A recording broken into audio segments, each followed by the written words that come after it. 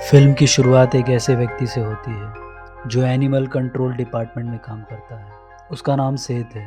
उसे डॉग्स के खाने पीने और देखभाल के लिए अपॉइंट किया गया था क्योंकि वो जानवरों से बहुत प्यार करता है।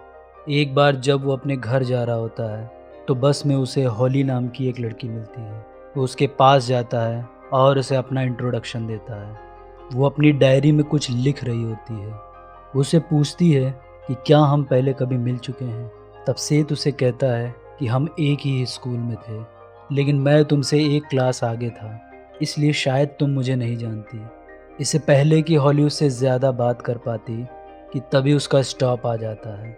जाते जाते सेत उसे साथ कॉफ़ी पीने के लिए कहता है, लेकिन वो उसकी बात बिना सुने ही वहाँ से चली जाती है।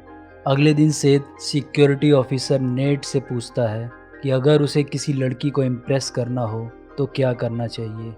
इस पर नेट उसे बताता है कि उसे लड़की से बात करते वक्त कॉन्फिडेंट रहना चाहिए क्योंकि लड़कियों को कॉन्फिडेंट लड़के ज़्यादा पसंद होते हैं। तभी वहाँ पर उसकी बॉस आती है और उससे कहती है कि यहाँ जानवरों की संख्या काफ़ी होती जा रही है, जिस वजह से जल्द ही सारे केज फुल हो जाएंगे। इसलिए सेत अपने पसंदीदा डॉग को उन्हें सौंप देता है क्योंकि वो काफ़ी बीमार चल रही थी और जल्द ही मरने वाली भी थी, ताकि उसका केज किसी और जानवर के काम आ सके। इसके बाद हम देखते हैं कि सेत हॉली की ऑनलाइन प्रोफाइल को चेक करता है ताकि वो उसके बारे में और ज़्यादा जान सके। अगले दिन वो एक रेस्टोरेंट में जाता है जहाँ वो देखता है कि हॉली उसी रेस्टोरेंट में वेट्रेस का काम कर रही होती है। वो उससे बाहर साथ चलने को कहता है, लेकिन वो साफ इनकार कर देती है।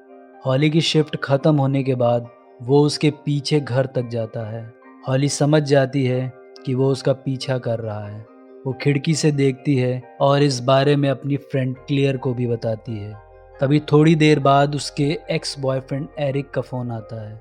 एरिक उससे कहता है कि वो उसे मिस कर रहा है और कहता है कि मैंने तुम्हें किसी और के साथ देखा है, लेकिन हॉली उसे मना करते हुए फ़ोन काट देती है।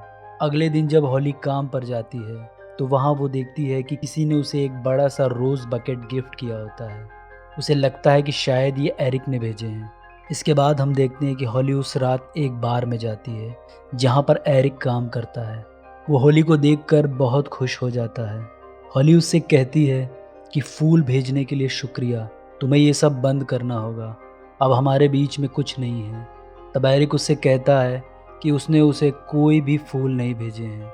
उसकी बातें सुनकर हॉली काफ़ी कंफ्यूज हो जाती है और वहाँ से बाहर आ जाती है। सेत भी वहाँ पर आ जाता है क्योंकि वो हर वक्त उसका पीछा कर रहा था। जैसे ही वो हॉली से बात करने की कोशिश करता है कि तभी वो वहाँ से जाने लगती है। तब अचानक सेत उसे उन रोजेस के बारे में पूछता है। उसकी बात सुनकर हॉली समझ जाती है कि वो रोज़ बकेट उसने ही भेजे थे। हॉली उससे कहती है कि मैं तुम्हें नहीं जानती हूँ। तब सेत उससे कहता है कि मुझे तुम्हारा साथ पसंद है, मैं बस तुमसे बातें करना चाहता हूँ।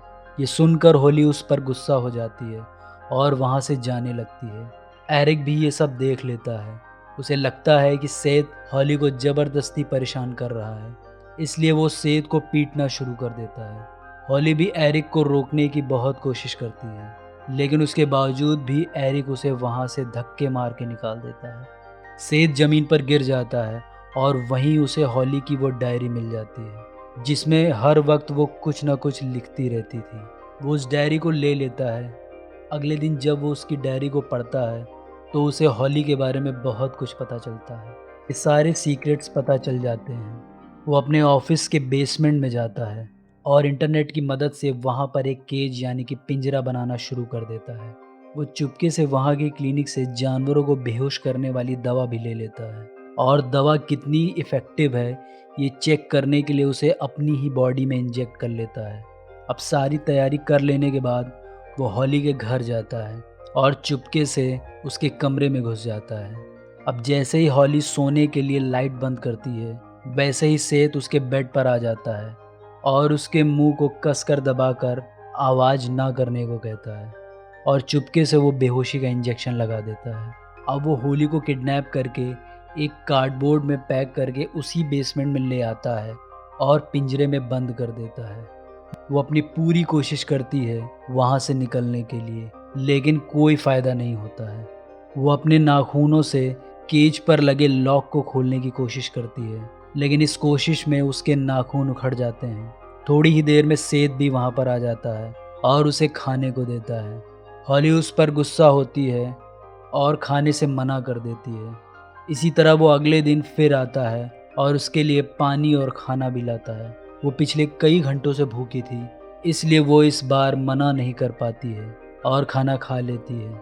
उसे कुछ समझ नहीं आ रहा था कि सेत उसके साथ ऐसा क्यों कर रहा है। इस केज में बंद रहते रहते उसका माइंड भी डिस्टर्ब रहने लगा था। वो अपनी फ्रेंड क्लेयर के बारे में सोचने लगती है और उससे बातें भी करने लगती है। एक दिन वो इतनी ज़्यादा डिस्टर्ब होती है कि जब एक चूहा उसके केज में आ जाता है तो वो उसे मार देती है। अब अगले दिन जब सेत वहाँ आता है तो वो उससे पूछती है कि क्या तुम मुझे जान से मारना चाहते हो। तब वो उससे कहता है कि मैं ऐसा कुछ नहीं करना चाहता, लेकिन कर भी सकता हूँ।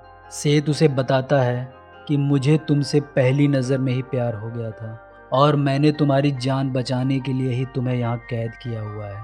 अब सेत वहाँ से जाने के लिए जैसे ही बेसमेंट से निकलता है कि तभी वहाँ नेट आ जाता है। नेट उसे देखकर पूछता है कि तुम यहाँ क्या कर रहे हो, लेकिन सेत उसे झूठ बोलकर वहाँ से निकल जाता है। अब अगले दिन सेत फिर से वहाँ आता है और इस बार वो हॉली की डायरी भी साथ लाया था। सेत उससे उसकी दोस्त क्लेयर के बारे में पूछता है। वो कहती है कि मुझे नहीं पता वो कहाँ है। वो उससे कहता है कि मैंने कई बार तुम्हें उससे बातें करते हुए सुना है, क्या वो इस वक्त यहाँ पर है। तब हॉली को उसकी फ्रेंड सेत के ठीक पीछे दिखाई देती है, लेकिन फिर भी वो उससे झूठ बोल देती है। तब सेठ उसे बताता है कि तुम मेंटली बीमार हो, क्योंकि जिस क्लेयर से तुम बात करती हो और जिसे अपने आसपास देखती हो वो दरअसल रियल लाइफ में है ही नहीं, वो सिर्फ तुम्हारे दिमाग में है। सेत की बातें सुनकर होली एकदम से बेचैन हो जाती है। तब सेत उसे एक एक करके सारी बातें बताता है जो उसने अपनी डायरी में लिख रखी थी।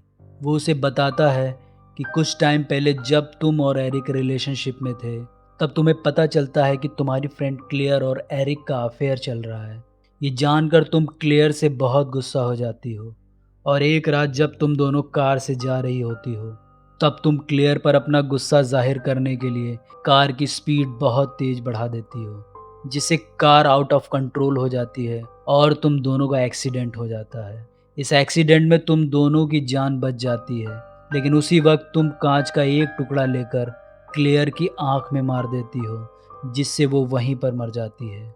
अब जब हॉली को पता चल जाता है कि सेत सब कुछ जान चुका है तो वो उससे बहाने बनाने लगती है।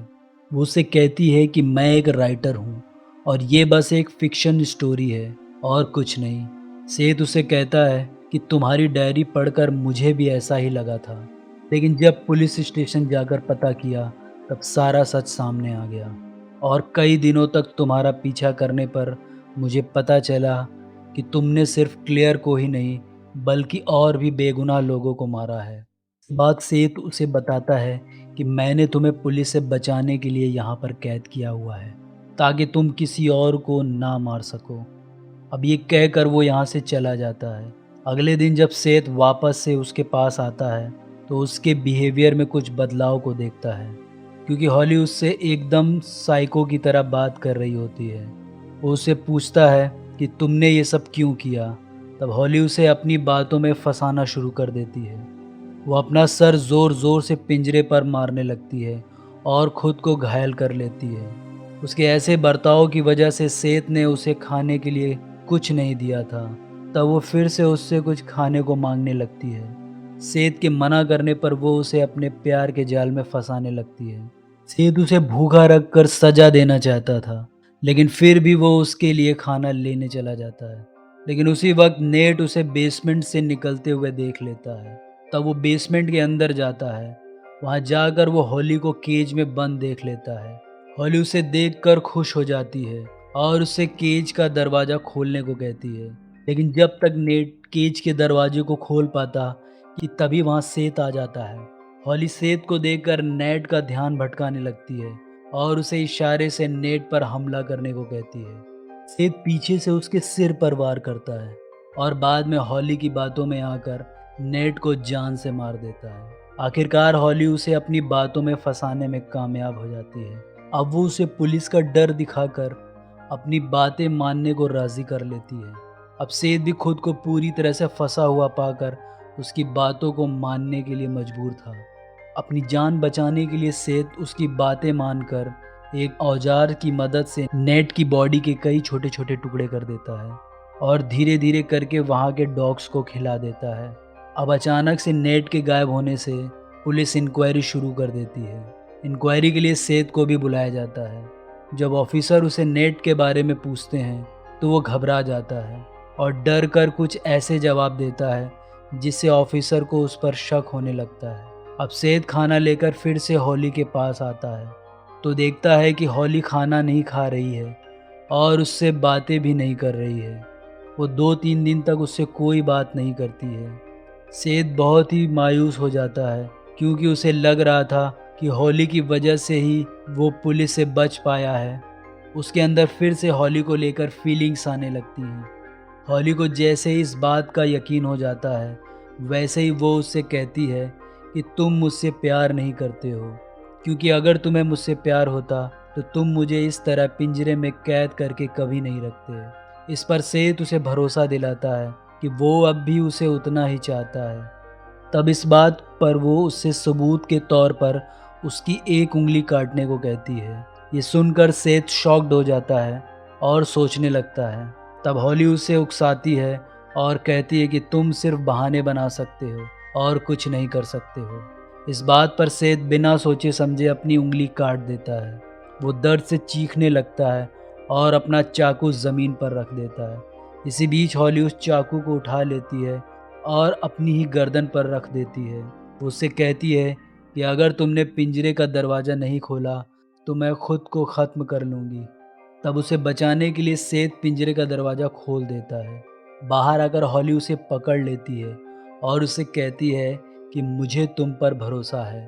तुमने मुझे बचा लिया, इसलिए मैं तुमसे ही प्यार करती हूँ। ऐसा कहकर वो चाकू से उसका गला काट देती है। मूवी के एंड में हम हॉली और एरिक को साथ देखते हैं। वो साथ काफ़ी खुश दिखाई देते हैं, लेकिन एरिक अभी भी उसे धोखा दे रहा था। वो एरिक के फ़ोन में किसी दूसरी लड़की का मैसेज देख लेती है, लेकिन फिर भी वो इस बात को इग्नोर कर देती है।